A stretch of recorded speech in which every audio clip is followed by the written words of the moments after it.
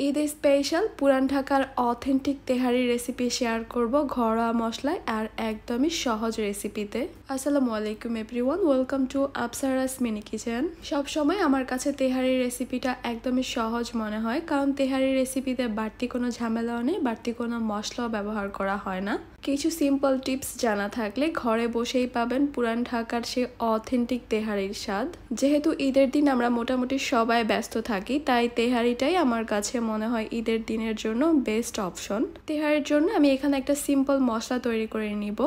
প্রথমে আমি এখানে নিয়ে নিচ্ছি 10 থেকে 12টার মতো এলাচ, 10 থেকে 12টা নিয়ে নিচ্ছি লবঙ্গ, 15 থেকে 20টার মতো নিয়ে নিচ্ছি কালো গোলমরিচ, নিচ্ছি 1 পিস জয়ত্রী, একটা বড় সাইজের জয়ফল থেকে আমি অর্ধেকটা নিয়ে নিচ্ছি, একটা বড় সাইজের দারুচিনি নিয়ে নিয়েছি, আর এই দারুচিনিটাকে আমি ছোট ছোট টুকরো করে নিচ্ছি হাত দিয়ে ভেঙে। বাস এই কয়টাই মশলা, আর অবশ্যই চেষ্টা করবেন এখানে জয়ত্রী আর জয়ফলটা রাখার।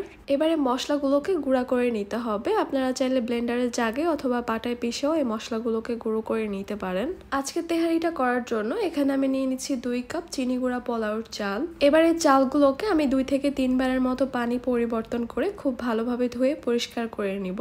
এরপর এই চালগুলোকে একটা স্ট্রেনারে রেখে দিব পানিটা খুব ভালোভাবে ঝরে যাওয়ার জন্য। এখন চলে যাচ্ছি আমি মূল রান্নায়।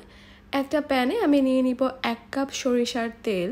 পুরান ঢাকার অথেন্টিক তেহারির স্বাদ পেতে হলে কিন্তু এই রান্নাটা সরিষার তেলেই করতে হবে, আর তেলের পরিমাণটা কিন্তু একটু বেশিই দেওয়া লাগবে। পুরান ঢাকার তেহারি খাবেন আর তেল খাবেন না, তা তো হতে পারে না। তেলটা একটু গরম হয়ে আসলে এখানে আমি দিয়ে দিব 1 কাপ পেঁয়াজ কুচি। এবার কিছুক্ষণ ভালোভাবে নেড়ে চেড়ে এই পেঁয়াজটাকে আমি একটু নরম করে নিচ্ছি। পেঁয়াজটাকে আমি একদম লালচে করে ফেলবো না, শুধুমাত্র একটু সফট করে নিব। কিছুক্ষণ ভালোভাবে নেড়ে চেড়ে পেঁয়াজগুলোকে একটু নরম করে নেওয়ার পর এবার আমি এখানে দিয়ে দিচ্ছি 2 টেবিল চামচ আদা বাটা, এরপর দিয়ে দিচ্ছি 2 টেবিল চামচ রসুন বাটা। এবার পেঁয়াজের সাথে আদা রসুনটাকেও আমি কিছুক্ষণের জন্য একটু ভেজে নিচ্ছি। আজকের তেহারিটা রান্না করার জন্য এখানে আমি 1 কেজি গরুর মাংস নিয়েছি। তেহারির মধ্যে কিন্তু হাড়টা ব্যবহার করা হয় না, শুধু চর্বিটা ব্যবহার করা হয় মাংসের সঙ্গে, আর তেহারির মাংসটাকে একটু ছোট করে কেটে নিতে হয়। এবারে মাংসগুলোকে নেড়ে চেড়ে মশলার সঙ্গে ভালোভাবে মিশিয়ে নিচ্ছি। মশলা দেওয়ার আগে মাংসগুলোকে যদি একটু সরিষার তেলের সঙ্গে এভাবে ভেজে নেওয়া যায়, তাহলে মাংসের মধ্যে কিন্তু সরিষার তেলের খুব সুন্দর একটা ফ্লেভার ঢুকে। এবার আমি এখানে দিয়ে দিব 1 চা চামচ লবণ। এবার এখানে দিয়ে দিব 6 থেকে 7টা কাঁচামরিচ। তেহারিতে কিন্তু কোনো লাল মরিচের ব্যবহার হয় না, তাই কাঁচামরিচের পরিমাণটা একটু বেশি দিতে হয়। এবার আগে থেকে তৈরি করে রাখা সবটুকু গুঁড়া মশলা এখানে দিয়ে দিচ্ছি।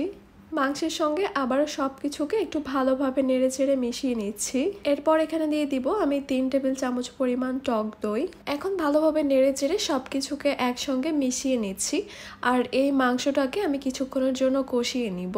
কিছুক্ষণ মাংসটাকে কষিয়ে নেওয়ার পর দেখতে পারবেন মাংস থেকে কিন্তু বেশ কিছুটা পানি উঠেছে। এরপর আমি একটা ঢাকনা দিয়ে ঢেকে মাংসটাকে আবারও এই পানির সঙ্গে কষিয়ে নিব 8 থেকে 10 মিনিটের মতো। এর মধ্যে আমি ঢাকনাটা তুলে কিছুক্ষণ পর পর নেড়ে চেড়ে দিয়েছি। আপনাদের কাছে যদি মনে হয় মাংসটা সিদ্ধ হওয়ার জন্য এখানে আরও পানি দেওয়ার দরকার আছে, তাহলে এখানে আপনারা প্রয়োজন মতো পানি দিয়ে দিবেন। তবে এখানে আমি এক্সট্রা কোনো পানি দিব না, এই পানিটার মধ্যে মাংসগুলোকে সিদ্ধ করে নিব। এজন্য আমাদের যেটা করতে হবে, চুলা হিটটা একদম লোতে করে দিয়ে রাখতে হবে 40 থেকে 45 মিনিটের জন্য। এর মধ্যে একটু পর পর ঢাকনাটা তুলে মাংসগুলোকে নেড়ে চেড়ে দিতে হবে। এই মাংসগুলো এখন 90%-এর মতো সিদ্ধ হয়ে গেছে, আর যে পানিটা বের হয়েছিল সেটাও কিন্তু শুকিয়ে গেছে। তেলটাও কিন্তু মাংস থেকে আলাদা হয়ে গেছে। এবার তেল আর মশলাটা বাদ দিয়ে আমি শুধু মাংসগুলোকে আলাদা করে তুলে নিচ্ছি। এবার এই তেলের মধ্যে আমি দিয়ে দিচ্ছি ধুয়ে পানি ঝরিয়ে রাখা পোলাওর চালটা। এই তেল আর মশলার সঙ্গে চালগুলোকে আমি 2 থেকে 3 মিনিটের মতো খুব ভালোভাবে ভেজে নিব। চালটা ভেজে নেওয়ার উপরে কিন্তু নির্ভর করে তেহারির রাইসটা কতটা ঝরঝরে হবে, তাই চেষ্টা করবেন একটু সময় নিয়ে ভালোভাবে ভেজে নেওয়ার জন্য। চালটা ভালোভাবে ভেজে নেওয়া হয়ে গেলে এবার 2 কাপ চালের জন্য এখানে আমি দিয়ে দিব 4 কাপ ফুটন্ত গরম পানি। যতটা চাল তার দ্বিগুণ পরিমাণ পানি দিতে হবে। এখানে ভালোভাবে নেড়ে চেড়ে মিশিয়ে নিচ্ছি। এরপর এখানে দিয়ে দিচ্ছি আমি 1 চা চামচ লবণ, দিয়ে দিচ্ছি 4 টেবিল চামচ গুঁড়া দুধ, এরপর দিয়ে দিচ্ছি 6 থেকে 7টা কাঁচা মরিচ। আবারও সবকিছুকে একসঙ্গে ভালোভাবে নেড়ে চেড়ে মিশিয়ে নিচ্ছি। চালের পানিটা যখন এরকম শুকিয়ে যাবে তখন আমি দিয়ে দিচ্ছি তুলে রাখা মাংসগুলো। চালের সাথে মাংসগুলোকে ভালোভাবে মিশিয়ে নিচ্ছি। যেহেতু চালটা এখন অনেক নরম, তাই এই কাজটা একটু আলতো হাতে করতে হবে। এরপর আমি একটা ঢাকনা দিয়ে ঢেকে চুলার হিটটাকে লো মিডিয়ামের মাঝামাঝি রেখে দমে রেখে দিব প্রায় 15 থেকে 20 মিনিটের জন্য। প্রায় 20 মিনিট পর আমি ঢাকনাটা তুলে নিয়েছি। এরপর আলতো হাতে সব কিছুকে আবারও মিশিয়ে নিচ্ছি যেন উপরের রাইসগুলো নিচে চলে যায় আর নিচের রাইসগুলো উপরে চলে আসে। এরপর চুলাটাকে বন্ধ করে আমি আবারও ঢাকনা দিয়ে ঢেকে দমে রেখে দিব 10 মিনিটের জন্য। বাস আমাদের তেহারি রান্না কিন্তু ডান। এবার গরম গরম পরিবেশনের পালা। আপনারা হয়তো একটু খেয়াল করলে বুঝতে পারবেন তেহারিগুলো কতটা ঝরঝরে, কতটা পারফেক্ট হয়েছে। আমি অরিজিনাল পুরান ঢাকার তেহারির রেসিপি একদমই সহজভাবে চেষ্টা করেছি আপনাদেরকে দেখানোর। আমার মনে হয় আপনারা তেহারির কালার আর লুক দেখেই বুঝে গেছেন এটা কতটা পারফেক্টভাবে তৈরি হয়েছে। আশা করছি আমার আজকের এই তেহারির রেসিপিটা আপনাদের কাছে খুবই ভালো লেগেছে আর সহজও লেগেছে। তাহলে আজকে এ পর্যন্তই। সবাই অনেক বেশি ভালো থাকবেন, সবাই সবার জন্য দোয়া করবেন। আল্লাহ হাফেজ।